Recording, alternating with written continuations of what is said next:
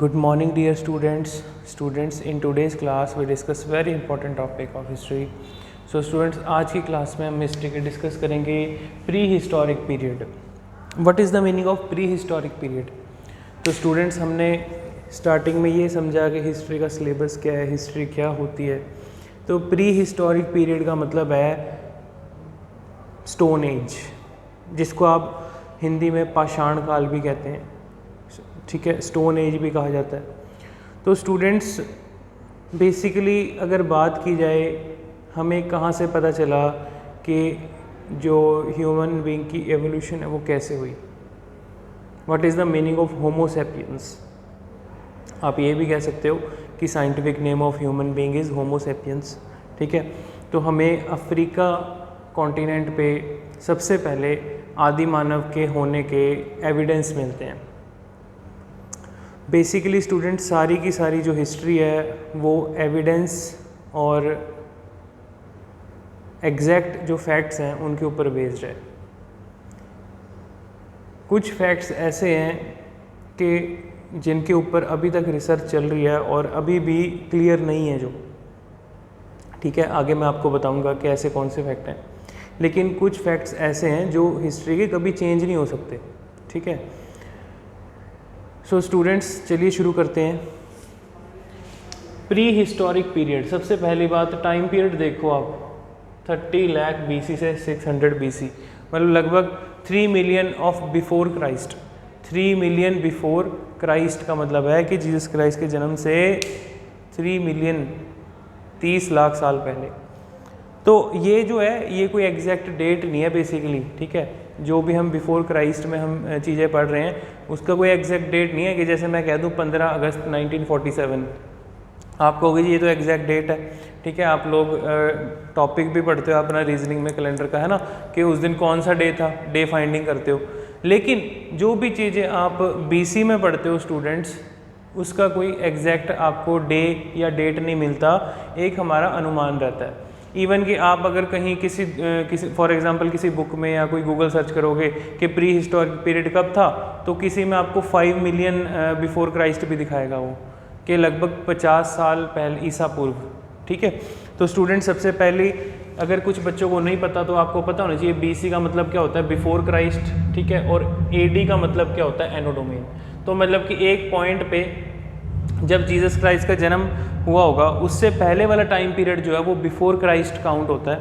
ठीक है, और जीसस क्राइस्ट के बाद वाला जन्म जो है, ठीक है, जो अभी वाले जो सन चल रहे हैं हमारा, वो एनो डोमेन AD में आ जाता है. मतलब कि उनके जन्म के बाद का जो टाइम पीरियड है वो सारा AD में काउंट होता है. ठीक है स्टूडेंट्स, तो बात हो रही है जी सबसे पहले कुछ ऐसे पाषाण काल की जिसमें सबसे पहले आता है आपका पैलियोलिथिक एज. सो स्टूडेंट्स, यहाँ पे एक टर्म है पैलियोलिथिक एज. लगभग 30 लाख BC से लगभग 10,000 BC के बीच का जो टाइम था. लगभग आज से आप ये कह सकते हो, अगर 10,000 BC तो लगभग आज से 15,000 साल पहले, लगभग 12 से 15,000 साल पहले की पुरानी बात कह सकते हो. ठीक है, तब ये पैलियोलिथिक एज ख़त्म हो गई थी. ठीक है, तो what is the meaning of Palaeolithic age? सबसे पहले तो आपको ये पता होना चाहिए, पैलियो मीन्स ओल्ड. स्टूडेंट्स, यहाँ पे लिथिक का वर्ड क्या है? Lithic means stone. पाषाण काल जिसे कहा जाता है, मतलब जैसे मैंने आपको बताया जो होमो सैपियंस हुआ करते थे स्टूडेंट्स, आदि मानव, हमारे ही पूर्वज, तो वो जंगलों में रहा करते थे, जंगली जीवन बिताते थे. ठीक है, और ऐसा कहा जाता है कि जो हमारे जो पूर्वज थे वो चिंपैंजी हुआ करते थे, मॉन्की हुआ करते थे. कुछ बच्चों के माइंड में ये क्वेश्चन होता है कि अगर पहले ज़माने के जो आप कह सकते हो कि जो चिंपैंजी है वही एवोल्यूशन होकर ह्यूमन बीइंग बना है, अब वाले क्यों नहीं चेंज हो रहे? कुछ बच्चों के दिमाग में ये भी क्वेश्चन रहता है कि जो अब जो चिंपैंजी है वो क्यों नहीं ह्यूमन बीइंग में कन्वर्ट हो रहा. बहुत सारे बच्चों के दिमाग में ये क्वेश्चन भी होता है. तो स्टूडेंट्स, एक ह्यूमन लाइफ सफिशिएंट नहीं होती कि अपनी आंखों के सामने वो इतनी जल्दी कोई एवोल्यूशन देख ले.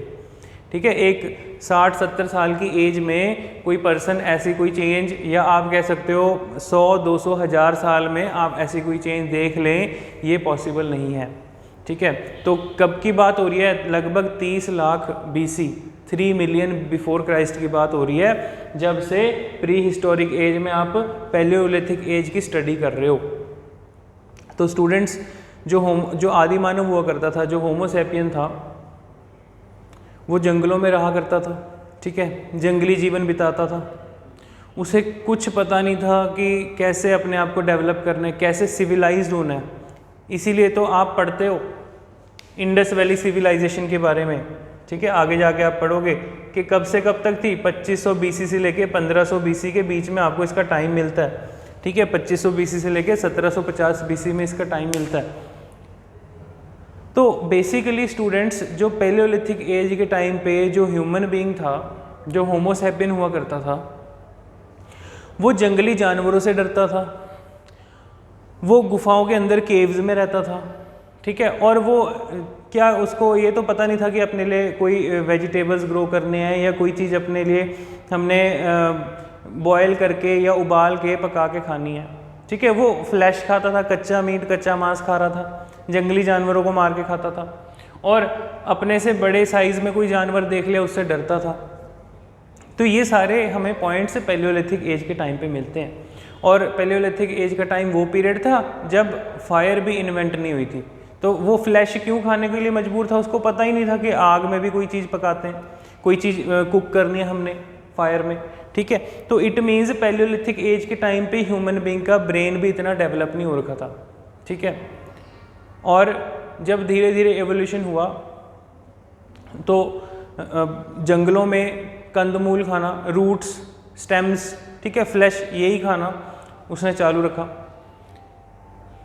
और सबसे इम्पॉर्टेंट पॉइंट, जो होमो सैपियन था वो सूरज की रोशनी से डरता था, बारिश हो रही है बरसात से डरता था, ठीक है। तो मीन्स उसको नेचर का भी कुछ पता नहीं था, नेचर की भी, सोसाइटी की भी नॉलेज नहीं थी, इसलिए वो अनसिविलाइज्ड थे, ठीक है। जंगलों में रहते थे, टोटली नेक्ड रहते थे, उनको पता नहीं था कि कपड़े कैसे पहनने हैं।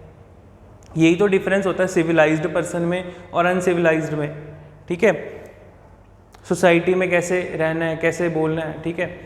तो ये सबसे बड़ी प्रॉब्लम थी उस टाइम पे। जो ह्यूमन बीइंग थे उनको ये भी नहीं पता था कि हमने सोसाइटी कैसे चलानी है, समाज में कैसे रहना है, ठीक है। तो वो जंगलों में रह के अपना जीवन बिता रहे थे।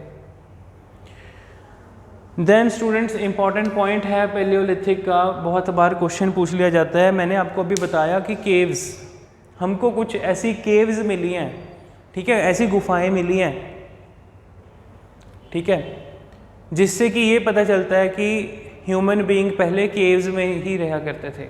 जो गुफाएं हैं, गुफाओं में ही रहा करते थे। भीमबेटका केव्स, स्टूडेंट्स ये क्वेश्चन पेपर में पूछा गया है। भीमबेटका केव्स कहाँ पर है, ठीक है। भीमबेटका केव्स इन मध्य प्रदेश, MP। भीमबेटका केव्स कहाँ पर हैं और वो किस टाइम की मिलती हैं हमको, ठीक है। MP मध्य प्रदेश में है और हमको वो पाषाण काल से उसका एविडेंस मिलता है। तो केव्स हैं, डेफिनेटली उस टाइम पे गुफाओं में ह्यूमन बीइंग रहा करते थे, होमो सैपियंस रहा करते थे, ठीक है जी। तो स्टूडेंट्स, आई होप आपको ये बेसिक पॉइंट समझ में आ गया होगा।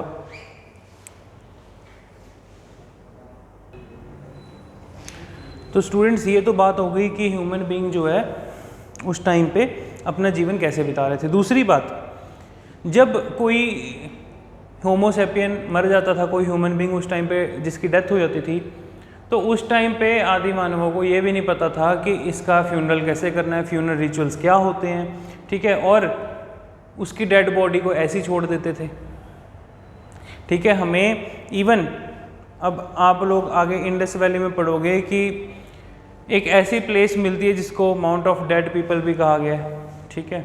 बेसिकली वो मिलती है इंडस वैली के टाइम की, लेकिन पुराने टाइम पे कई प्लेसेस पे, कई जगहों पे ऐसी सिचुएशन हुआ करती थी कि ह्यूमन बीइंग को ये नॉलेज नहीं थी कि अगर कोई डेड बॉडी है उसको जलाना है या उसको दफनाना है, ऐसा कुछ उनके रिचुअल उस टाइम पे स्टार्ट ही नहीं हुए थे।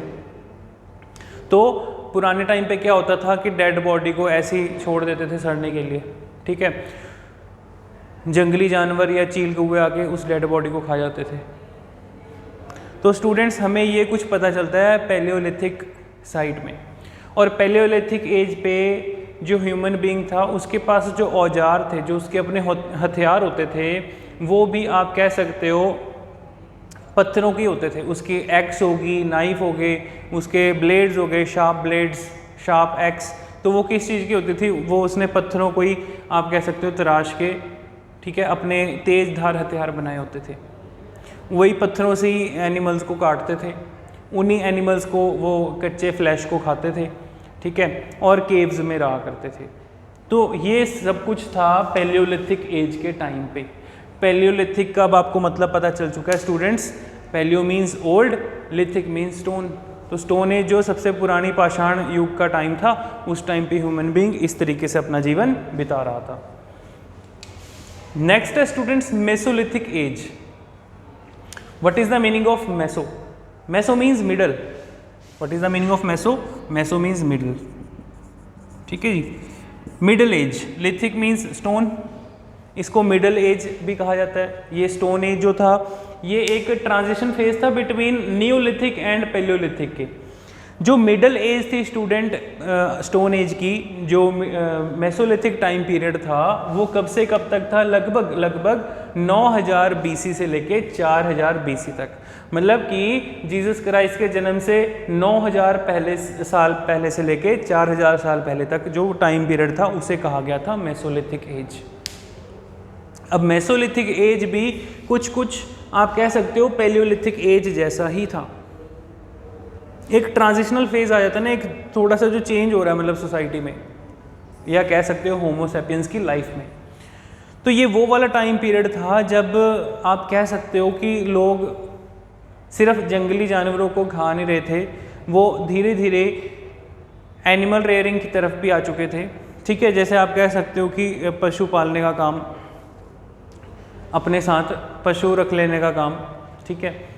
Like for example buffaloes, ox, goats, ये कुछ ऐसे एनिमल्स थे, लाइफ स्टॉक्स आप कह सकते हो, ठीक है।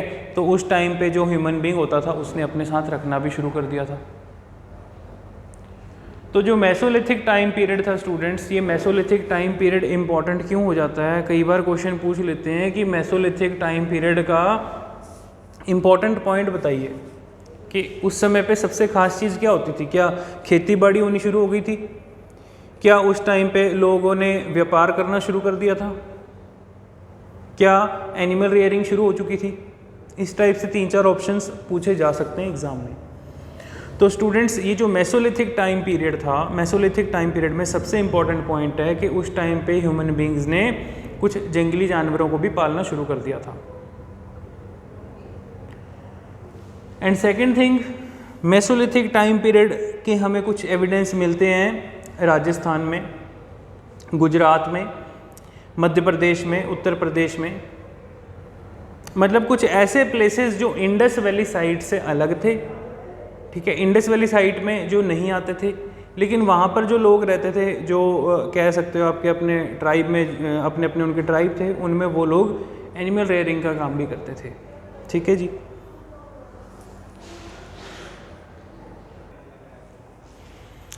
सो स्टूडेंट्स अब आपको पता चल चुका है कि मेसोलिथिक के टाइम पे एनिमल रेयरिंग तो था ही, एनिमल हस्बेंड्री का काम तो था ही, लोगों ने शुरू कर दिया था। प्लस उस टाइम पे लोगों को कोई डेड बॉडी ब्यूरियल के बारे में भी समझ आ गया था कि मान लो अगर जैसे कोई मर जाता है, किसी की डेथ हो जाती है, तो उसकी डेड बॉडी को दफनाना है। क्यों? क्योंकि ऐसे इंसिडेंट पास्ट में उन लोगों ने देखे होंगे, जैसे कि डेड बॉडी को खुले में छोड़ दिया तो उससे कई सारी बीमारियाँ फैलने लग गई, या उनको वो चीज़ फिर धीरे धीरे समझ में आने लगी कि उस डेड बॉडी के कारण जो है लोगों को परेशानी हो रही है, ठीक है। फिर उन्होंने डेड बॉडीज़ को मेसोलिथिक के टाइम पे, ये हमें एविडेंस मिलते हैं, कई सारे ऐसे ग्रेवयार्ड्स मिले हैं कि जहाँ पर जो स्केल्टन्स मिले हैं वहाँ पर ये एविडेंस मिलता है कि ये मेसोलिथिक के टाइम के हैं। और वहाँ कुछ एविडेंस ऐसे भी मिले हैं, फॉर एग्ज़ाम्पल कश्मीर में, या फिर आप कह सकते हो नॉर्थ वेस्ट प्रोविंसेस में, जहाँ पर कि ह्यूमन बीइंग के साथ उसके पेट को भी दफनाया गया है। मतलब कि स्केल्टन के साथ कोई, जैसे मान लो किसी डॉग का, या ह्यूमन बॉडी के स्केल्टन के साथ किसी डॉग का स्केल्टन वगैरह भी हमको मिलते हैं। तो इससे ये पता चलता है कि उस टाइम पे जो ह्यूमन बीइंग रहा होगा उसको इतना समझ आ गया होगा कि अकेले जो है ज़िंदगी मुमकिन नहीं है, तो एनिमल रेयरिंग भी जो है एक डोमेस्टिकेशन का पार्ट लाइफ का बना लिया था। और लोगों को जैसे फायर वगैरह ये सब कुछ एग्जिस्ट में आ चुका था, तो फायर के एग्जिस्ट में आने से मतलब कि वो लोग जो है अपने लिए सिर्फ जो फूड है वो कुकड फूड प्रिपेयर करना सीख चुके थे, सिर्फ कच्चा मांस खा के अपना जीवन नहीं बिता रहे थे। तो ये कुछ हमें इस ट्रांजिशन फेज़ में, इस मेसोलिथिक में पता चलता है। ठीक है, तो स्टूडेंट्स ये आई होप आपको समझ में आ गया होगा। नेक्स्ट है Neolithic age. What is the meaning of Neolithic age? Students, neo means new. Neo का मतलब कुछ नहीं है, नियो का मतलब है न्यू, मतलब नया। Neolithic age means new stone age. Neolithic age वो वाला ट्रांजिशन फेज है 7000 बीसी से लेके लगभग 1000 बीसी के बीच में। हमें कई जगहों पे ये कुछ देखने को मिला है जहाँ पर लोगों के पास पॉलिश्ड टूल थे। तो नियोलिथिक एज का सबसे इंपॉर्टेंट पॉइंट ही यही है स्टूडेंट्स, पॉलिश्ड टूल्स।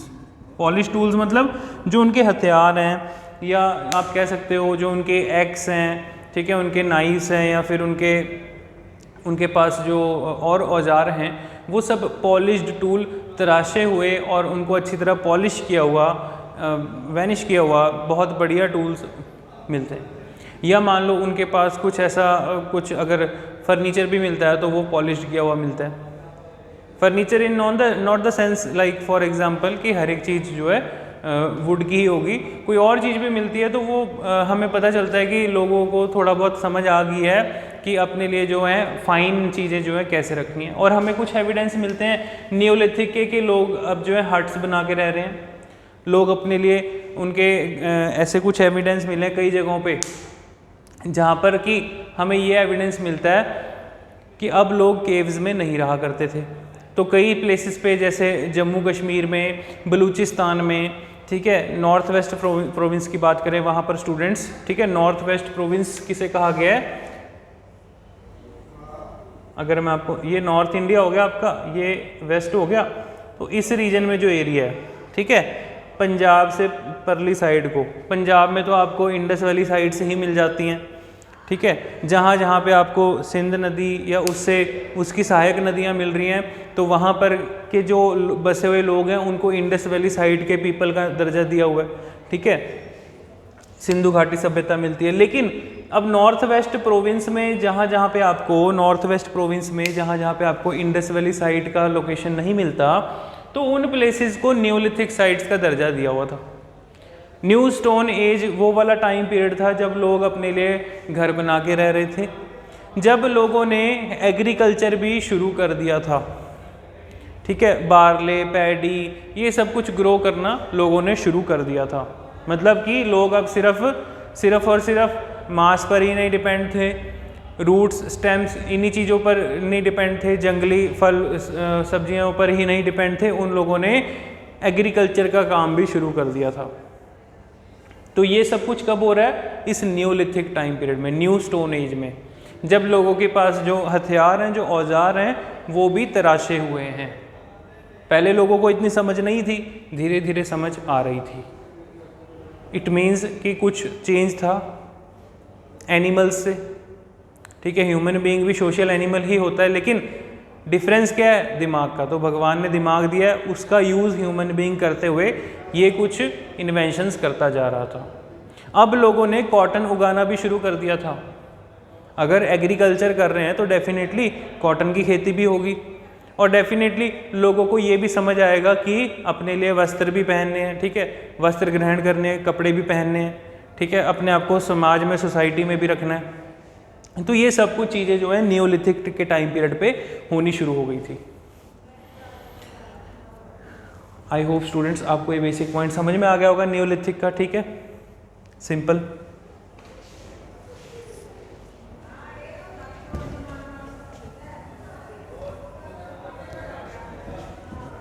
नेक्स्ट एक और पॉइंट है स्टूडेंट्स, आपको पता होना चाहिए,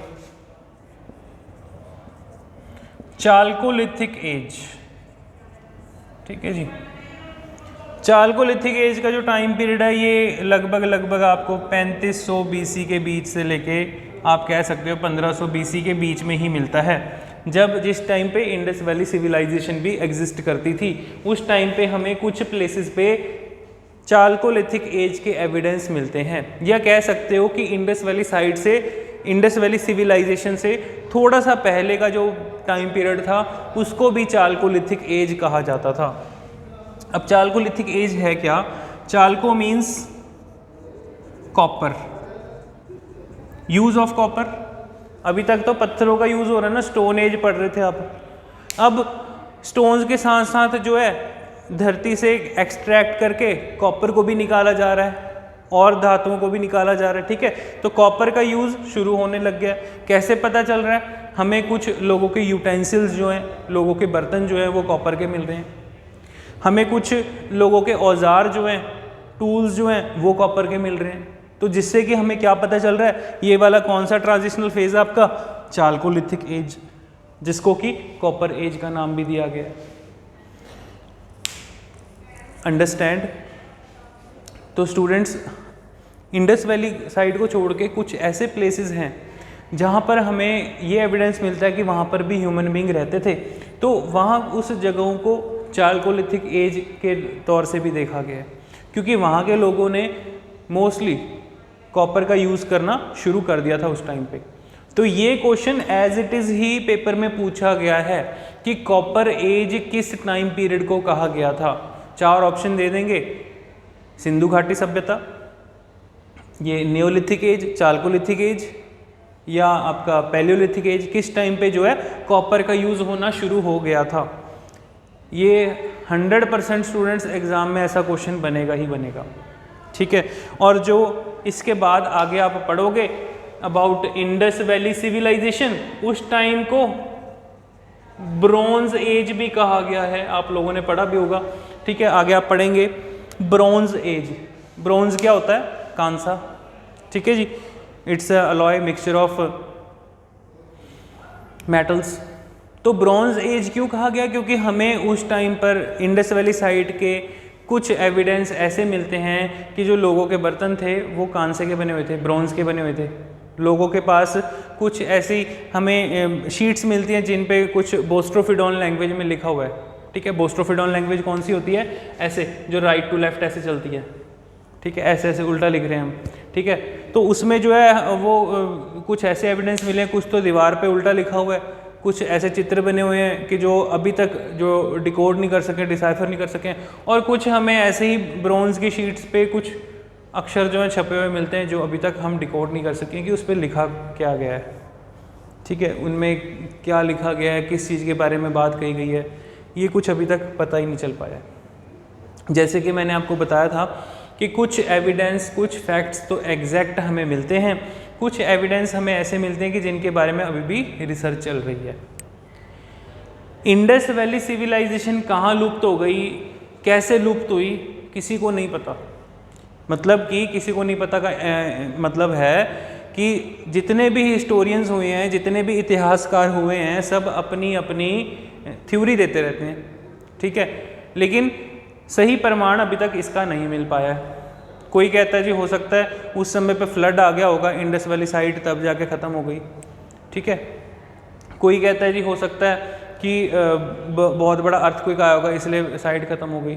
कोई कहता है कई जगहों पे पानी ख़त्म हो गया होगा इसलिए लोग छोड़ छाड़ के इधर उधर चले गए।